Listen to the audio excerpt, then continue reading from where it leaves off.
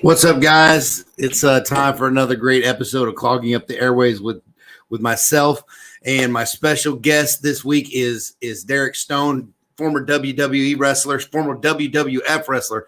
If y'all go back that far, I do.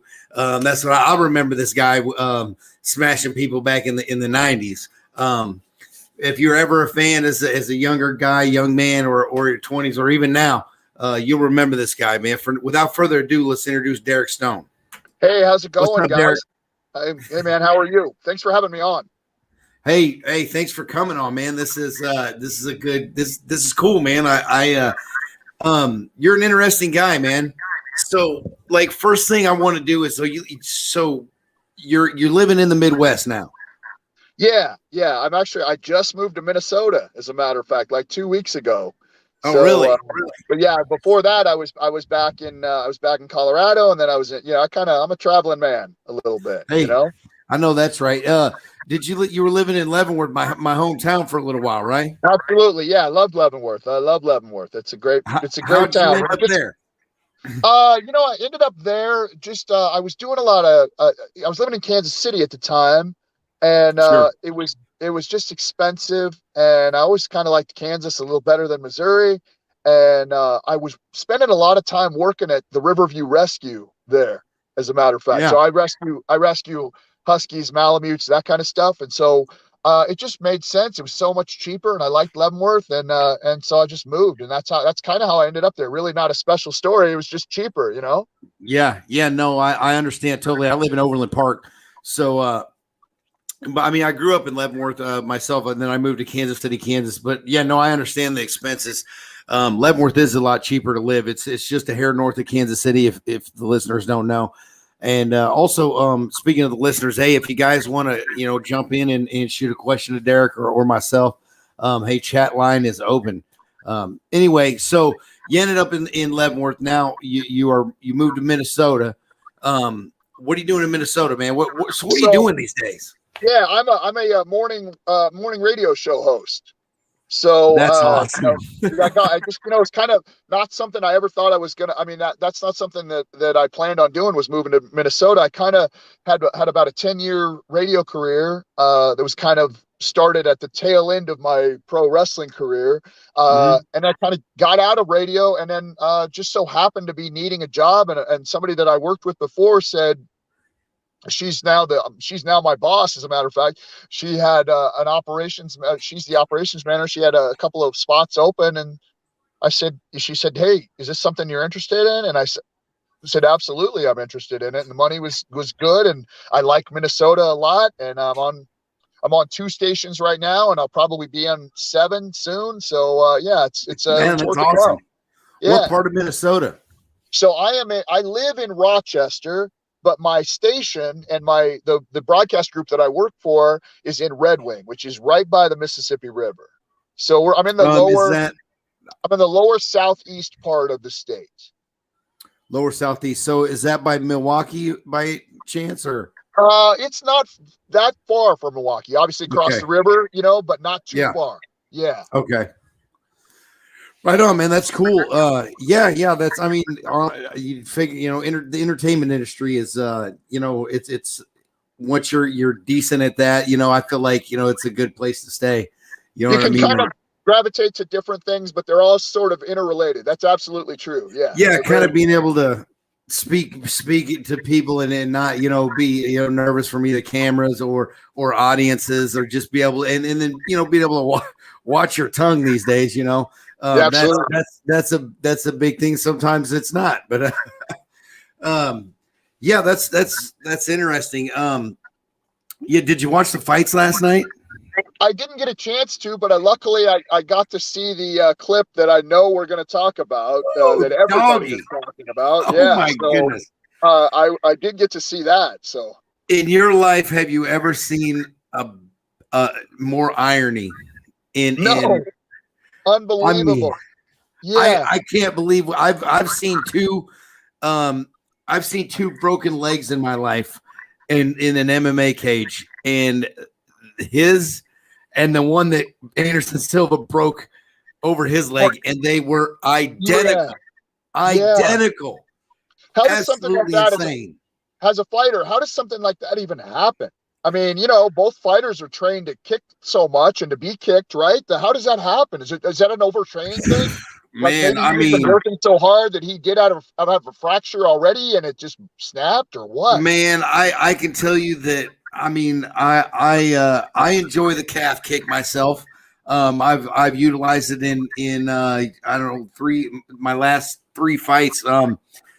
Man, I watched that shit, and I never want to throw another leg kick in my life, man. I mean,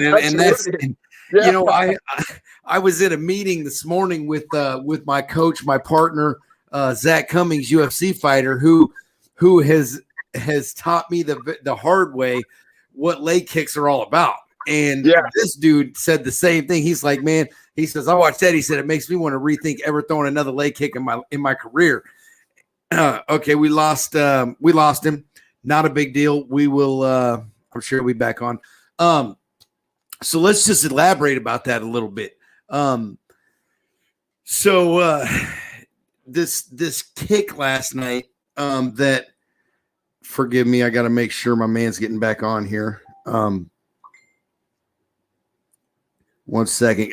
Hey, so I'm gonna keep talking here, guys. My man Derek Stone is having some. Here he goes. We're back. But I lost you there. I don't know what we happened. did. So it's okay. It's okay. It happens.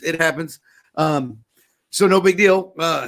Anyway, I was having a meeting this morning with Zach Cummings, my coach and my manager and my partner, and he said the same thing. He said he made him rethink ever wanting to throw another leg kick in his career. Yeah.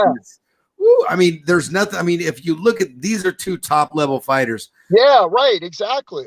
There's just nothing you can do. I mean, man, you're throwing those kicks. I mean, there's no recipe for why it happened. Man, drink more milk. I don't know. Like, right. I don't know, man. Like, take calcium pills. I don't know, something to keep them bones healthy. But I mean, when you're throwing kicks at that level, man, like, Zach was telling me a story this morning about, he said he's seen, a few. He said that's 2 out of the 5 that he's seen. He said he's seen one other that was a guy, shark bait. He's a glory fighter. I know Anthony very well. He's a wrestler. He's also he does wrestling. Yeah. So shark bait kicked a guy, and this has been, man, back in like 2008 and 2009, long time ago, man. He kicked a guy and broke the guy's leg like that with a kick. Yeah. So man. So man, I don't really, there's no recipe. I think, man, it just, if you watch that video in slow-mo, man, he is like, man, that kick is coming, man. Like, like one of those legs have got to give, man. And really, I mean, he just stepped in there and he checked that thing. And man, he did. It was just a perfect check. He come in there and just snap, dude. And it was just like, oh my God. I mean, I've only seen that one other time, and it was when Anderson Silva did it to his leg. Yeah. Oh, yeah. Unbelievable. So a couple things when I saw it. Well, first of all, the grossest part of that video for me is after the kick, and he pulls his leg away, and it's just kind of flopping like that was about it. When he tried to plan on it, just like Silva. But the fact that it's just doing that was no thanks, Yeah, my buddy said, Josh Naker said, he goes, bro, he said, man, that's how bad it hurts when you kick someone in the shin. You don't even know that your leg is broke. You try to stand on it. Like, right. He said, that's how bad it hurts. Like, you break your leg and you don't even know. It's unbelievable. Yeah. I mean, it is a good leg check, dude. When you get your kick checked, it makes you, I mean, if you don't break your leg like that, right. I mean, it definitely makes you think it over, bro. Like, like, I know, like, I've clanked shins many a times in practice and even with pads on, dude. You're like, yeah. I mean, I learned how to. Go ahead. I was going to say, if anybody ever doubts the commitment of an MMA fighter, just think about doing something, kicking somebody so hard that you know that there's a potential here that I'm going to break my own leg, but I'm going to try to knock this guy out. I'm going to try to break his leg. You know, that's a different mindset than most people have, you know, and I so much respect for that, to be able to say, look, okay, I know this is going to hurt, but I'm going to do it because I want to win, you know? I think that part of that, man, I see that a lot in amateur fighting where kind of what you're talking about, where a guy is just kind of like, so, I mean, everybody fights for their own reasons. You know, fighting is, it's a lot of people don't understand it. You know, I've had this talk with so many people, and people, you know, I'm 60 fights in, you know, and it's just, it's 60 fights over the course of, from the time I was 14, that these are organized fights between boxing, MMA. Yeah, I've never done anything but those two, but you know, there's, you know, why do you fight? You know, and everybody's got their own reasons. But like for me, and I think that probably most fighters share this also, just getting to the point where, I mean, just all the you know, the build up to the fight, the cage, the shit you're dealing with, and it's mostly yourself. You're fighting yourself all the way up to the point where you get into the cage, and it's like, I've seen it, and I don't really like seeing it when amateurs do this. They just get in there, and as soon as the fight starts, you know, they're looking for an exit. It was just about getting in the cage and shutting the cage door. You know, a lot of those guys, you know, 1-2 fights and then they're done, or they just want to do it because it's on their bucket list. But I mean, even anybody that takes it seriously, goes in there, has fun, and will do well. You know, even if you lose, you'll do well. But you know, you get these guys occasionally, and it's I don't like seeing it, because I always tell the fighters, and because I run an MMA promotion also, I always tell these guys leading up to it, like, man, get ready, prepare for this, like hit the gym a little bit, man. Like, I know you're probably an athlete, and then all of us, I'm sure you can relate to that, like all of us as men think we can fight. Like, it's just in our, you know, DNA. I think I can fight. Sure. You know? Yeah. You go to a gym, you go to an MMA gym, you're going to get mopped up, period. Yeah, unless you train, you train, like, you might do pretty well for a few minutes, but man, the truth is going to come out that bro, you haven't been in here enough, man. We're going to fuck you up. Like, but it is, but it's not in that mindset. It's just, you go in there, we're in there as brothers, and we're going to work out. We're going to train. This is where we train. We home in our skills in here. You're welcome to come in. Anybody is welcome to come in. And everybody's ego is checked at the door. Cops, criminals, doctors, lawyers, you know, everybody that you would think of comes to these gyms, and they do the MMA. Not everybody does it to fight either. They just do it because it's, you know, it's a good workout, or it's, you know, they've got their own reasons for working out. But sure. There's that element of people that come in, and this is the same thing with the fight, where they just want to see what's up, how tough they are. And then they get in there, and then, you know, they find out that, okay, this does take work. This isn't as easy as it looks. I'm not the toughest motherfucker. A lot of guys can handle it, and they check their ego at the door.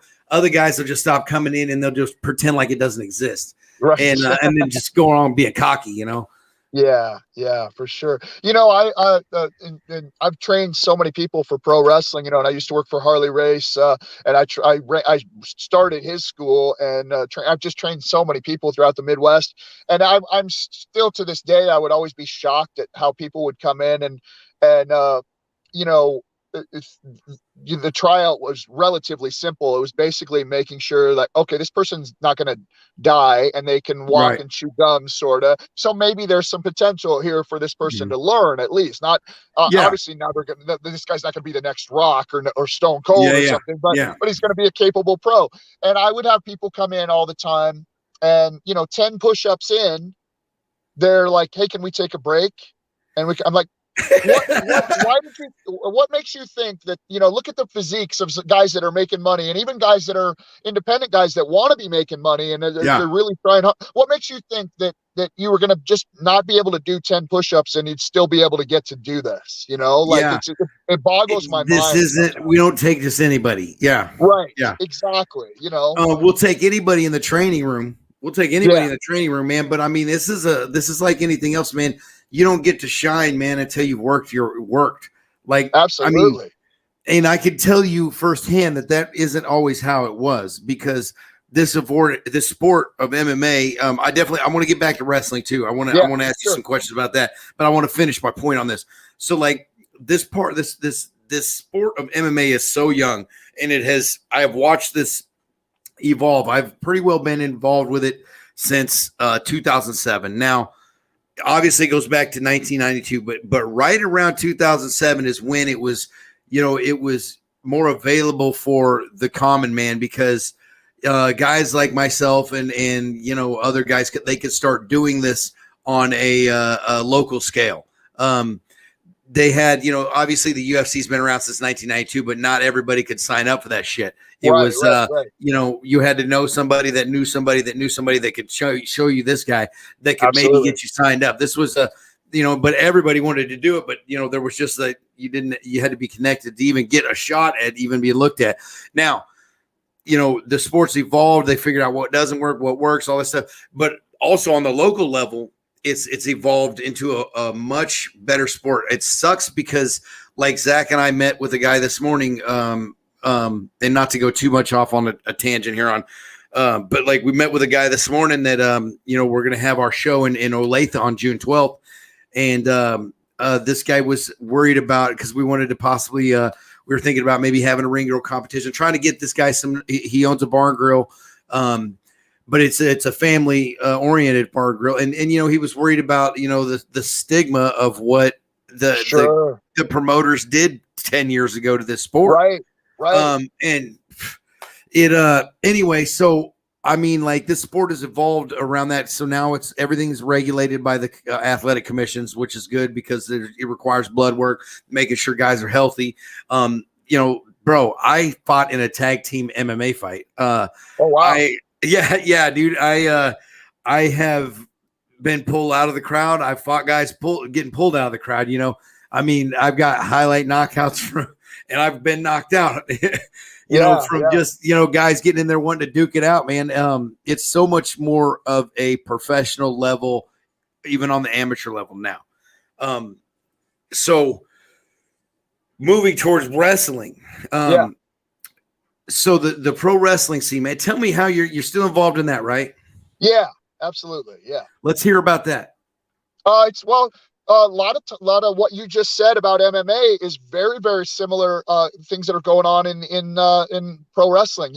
There was a time when things were huge, and there was the Attitude Era, in the mid '90s, and there was WCW and WWE, like when everybody was making money, and so there was everybody's trying to raise the bar, and there were these kind of a little risque. And if you go back and you look at some of that stuff from the late '90s, it would not fly today. You could not have that on TV. And unfortunately, there are places and in nice coliseums and nice small arenas and event centers and stuff that, hey, they grew up watching that stuff, and they're like, yeah, we're not having wrestling in our event center because that's what they think of it. So I think there's a process of re-educating the fans and knowing that, like, hey, look, there's a big umbrella for pro wrestling, and you just gotta I know guys that have the most family friendly shows that you'd ever see, and they're so good. Everybody there is really talented. It's worth watching. They don't need to work blue, if I can use a comedy term. You know what I mean? They just have to. They just know what the hell they're doing, and it's entertaining. So unfortunately, that when there was that big boom, you and I have, I think, a time frame is very similar. I started at the end of 1992. And it was hard to find a wrestling school. It was not easy for me to find somebody to train me. I mean, I had to look I was looking in the back of bodybuilding magazines. I'd go to wrestling shows and talk to different wrestlers, and they'd say, well, this is where I started. Involved? Yeah, exactly. And it was just all word of mouth, and I was trying to figure it out. And I finally, settled on the place that I settled on. And then once I got there, they're like, they wanted you to quit, like, yeah. They made it to where, like, look, we love this business, and you're either going to love it and you're going to work really hard, or we're going to run you off. And that's it, And thank God I went through that. And I think, unfortunately, I see guys now that are, quote, a trained pro wrestler, and they're just god awful. They're terrible. They have no sense of professionalism. They look like they don't look tougher than the guy in the front row, and they're certainly not entertaining. And it's just almost like an oversaturation of the market. Yep. That's what, it's weird times right now, man, with the COVID thing. It has, so as we're coming out of this absolutely unique era of the COVID, we're coming out of it. I'm knocking on wood, bro. Like, yeah, but like this for the entertainment industry has been a freaking nightmare, man. Like, really I mean, man, I went from, making a living off of MMA to driving. I'm back to driving freight truck. But I mean, I do that full time, which isn't bad. It's not a terrible thing. I'm a working class guy, 100%. But there was I went 3.5 years after I left the railroad, and just made a living from MMA between the shows and fighting.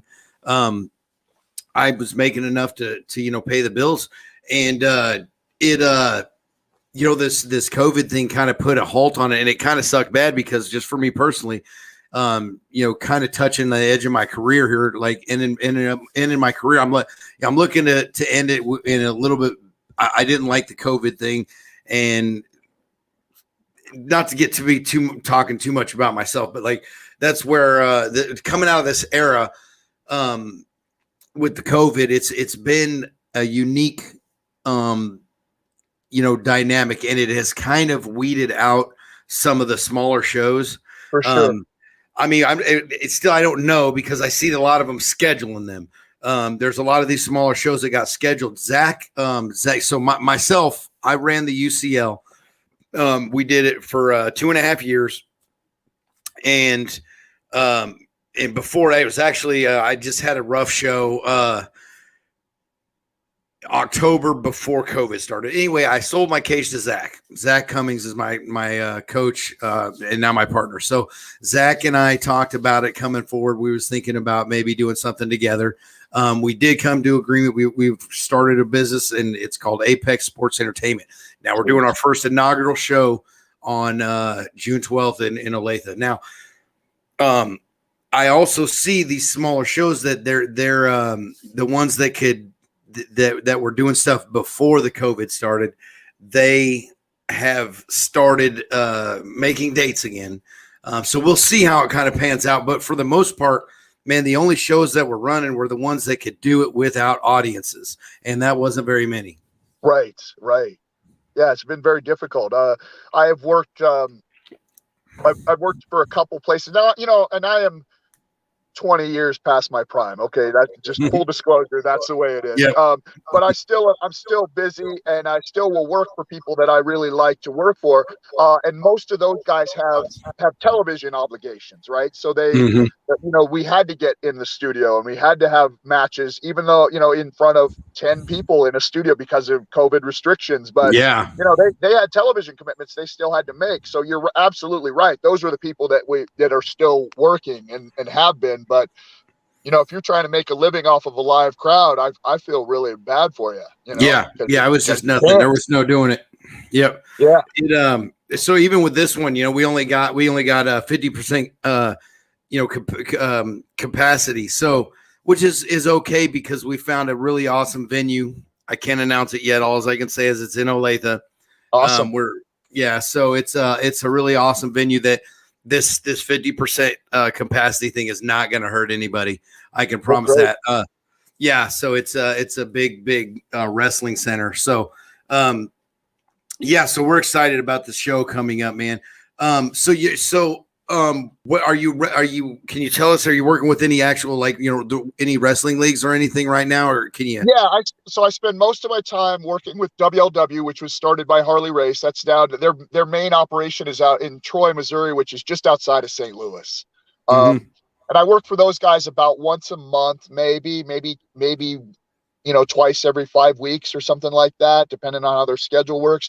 When I was in Denver, I worked for an organization named Rocky Mountain Pro. They have a show that's on Twitch with the live streaming service, and they have a local show as well. So I'm at the point now where I'm not really out there looking for new bookings. I enjoy what I'm doing. I enjoy my role as being the guy that's going to teach these guys how to on the job training kind of thing. Yeah, I yeah, really yeah, like that. I've always liked that. I'll continue to do that as long as I can. But my morning show pays my bills, and for sure. so that's my. There are things that there are other things other than wrestling right now that are more important to me in my life. But wrestling's still right up there. I'm still Sure. going to do it as long as I can do it at a level that is competent and so mostly WLW out of uh, Troy, Missouri. Mhm. I'll probably look to do some stuff for AEW, which is on TNT right now. I would really like to do that. I have some friends that are working there. So that might be a goal for me. I've recently,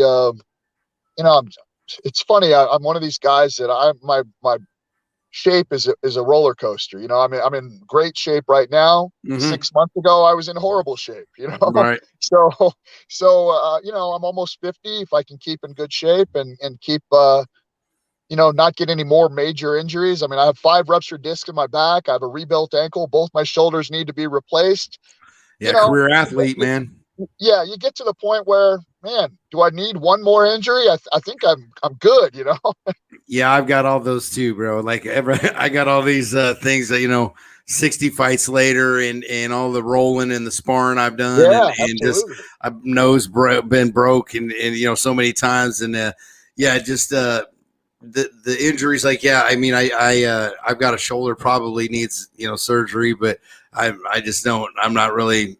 I want to milk just about one more year out of my career. Absolutely. Yeah. I talked to my coach about it, and that's kind of where I'm at too. I just hit 43, so like I can't talk about it, but I do have a fairly significant fight offer for June coming up Sweet. right after our show. So yeah, it's and I mean it's likely I'm going to take that. So and we have a plan, kind of my coach and myself, and the one of this promotion, which is a major promotion, to end my career in what I think is a extremely Fantastic. is a extremely the homage is being paid in a way I feel like I've been through a lot of different I like I said, I fought in some really rinky dink shows, man, that Sure, were sure. just sketchy as fuck. Yeah, yeah, yeah. And then I've went from those, and I fought in Bellator. So I think that this promotion particularly is very classy, and it's given me an opportunity to kind of end my career in a meaningful way. And I think that's super awesome, and I can't wait to announce it and give these guys hella props.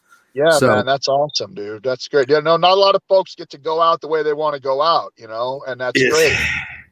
it's man, I just did a podcast with a guy. His name's Caleb Rogers. He's a mental coach for I maybe half a dozen UFC fighters. The dude is like, man, just talking to him was so awesome, man. He just kept quoting all this stuff from like this these samurai, like this, like Sweet. ancient legendary samurai sayings and shit like that, dude. And I'm like, bro, that's like awesome. Yeah. I mean, awesome. I mean, a mental coach, 100%, man. Just 100%. But yeah, he was saying that these samurais would prepare for death every single day. Like they would spend part of their day, part of their training was to prepare for death, like so that when you do meet your death, like you do it in with dignity or whatever you want to call it, honor. Yeah, Face it with honor and welcome it. And so yeah, after talking to him, it was this, I don't know, it's kind of cool, man. I like a lot of the guests I get on here, really interesting people. That's awesome, man.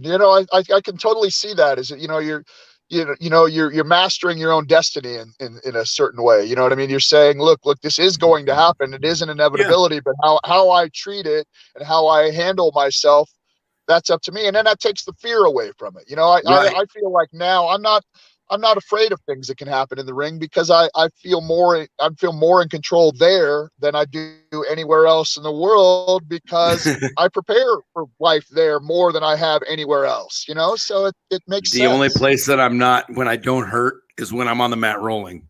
And all my Absolutely. joints are loose and I'm rolling and it's like there's no pain there. For Like, yeah, sure. I'm loose. As soon as I stop moving, my shit locks up and it hurts. Yeah, absolutely. Yeah, I 100% agree with that. I will like when I train people and I'm trying to go over stuff and I'm like, yeah, you know, I'm not going to show you how to. I have like a younger guy in there with me, and he's going to show you how to do the drop kick because I just can't. It hurts too much, Yeah. whatever. Yeah, And then man. sure enough, I don't have want a to match, and dislocate what am I doing? Yeah, and then sure I don't enough, want to during a dislocate my match, I can do asshole. like 4 of them. Yeah, exactly, exactly. Yeah, so you know, but the stuff I'll like watch video or I'll go back and look at the production of something that I did, and I'm like, holy hell, I didn't know I could still do that, you know. But it's Yeah. just because, you know, I paid for it, you know, 20 minutes later for sure. But while I'm there, I can still do it. You know, mentally it's all there still, you know. Right. Yeah, man. No, Yeah. that's great, man. Are you ever gonna come back down to the Kansas City area ever? Or Absolutely. you just I do have a couple of small shows that are booked there, and of course, a lot of my good friends. A friend of yours, Jess Blue. I spend so much yeah. time with her. Yeah. So yeah, I'm She just definitely going shot to me a be there a message lot. earlier. Yeah. She's like, "Oh, you got Derek on there. Cool." Yeah. Yeah, for Yeah, sure. she's So her cool and as hell, man. She helped me out yeah, with kids she's helped me out with a lot of stuff over the years with the show and the MMA show and whatnot. Yeah, she's cool you as know, shit. one of those people that, and that's one of the things that I really like about pro wrestling, right? Is that there are people that maybe aren't great athletes, but they are fantastic talkers, or they are just Mhm. entertaining people. You know, Yeah. if you are a good booker and you are somebody that knows how to market yourself, like Yes. there is a spot for you, and you just have to, you know, your hustle isn't any different. You know, maybe my Mhm. hustle was more physical, but maybe her hustle or somebody else's hustle was like, look, I got to make sure that when I go out there, every word I say is gold. You know, I Yeah. can't take, you know, and I have a lot of respect for people that can do that, you know? Yeah, because it's a new thing. I mean, it's with the social media thing, like it used to For be sure. different, dude. Like, and that's what like the biggest thing that I also that I kind of try to. I've been my coach Zach also likes that he tries to tell the younger guys, younger fighters in the gym, um, you know, look at this guy. You know what I mean? Look at this guy. He carries himself on social media in a way that like gets him opportunities that he otherwise would not have. I mean, Absolutely. Yeah. I'm a mediocre pro at best. I'm in my prime, probably I mean, I just got punching power. Everybody likes to see that. I can knock people out, man. And I mean, like Zach turned me into an actual MMA fighter. I lived and died by the sword before I Yeah. got with Zach. Like I was Yeah. straight up. I mean, I don't know how else to put it. Like I would either get knocked out. I wouldn't get knocked out, but I would get beat, or I would knock you out in the first minute Right. and a half of every fight. And that's how I went in there. I went in there, and you're gonna fist fight me for a minute and a half, dude. We're going in, and it's gonna be a brawl. But like, I got the opportunity to fight on the one of the biggest Bellator cards to date versus a WWE guy who is an awesome guy. I know Jake That's right. Hager. Yeah. Jake Hager. Yes. Yeah, dude, I got to fight Jake Hager in his MMA debut. And he and I are still friends. He's done the show, so Awesome. it's been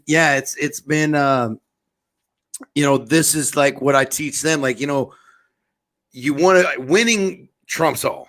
I mean, like for sure, winning trumps all. Sure.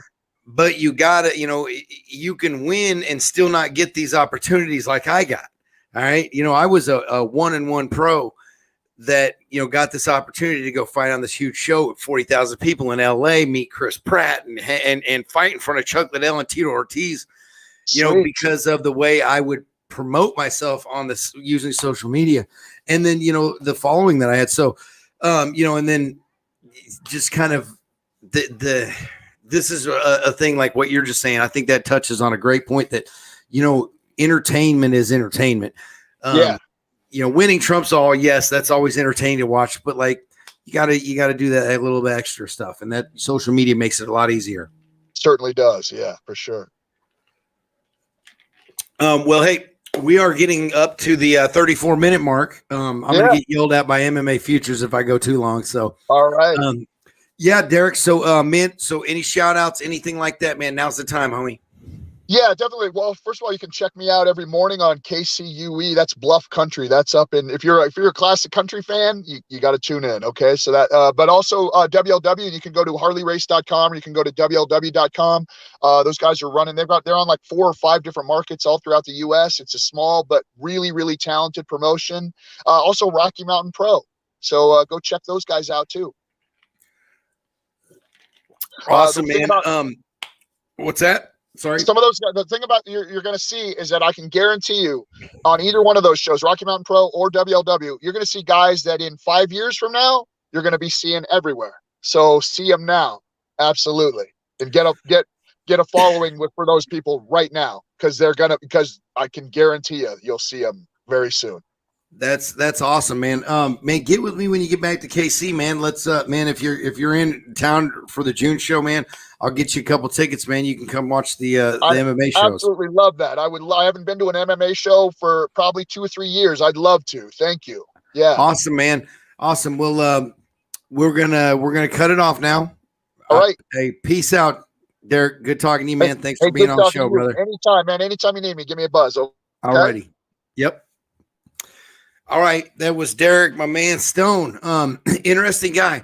A lot of things going on. He's that's super cool, man. It's good to see some of the older wrestlers that have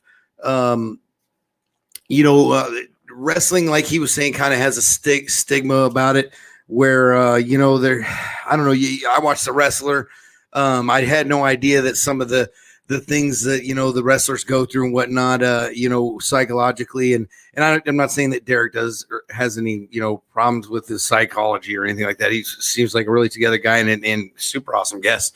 But I think there is a big stigma, or at least a lot of the guys deal with a lot of different things with being super famous. If you watch the movie The Wrestler, I think that a lot of the wrestlers and whatnot say that there is a lot of that involved in that sport. And I understand 100% what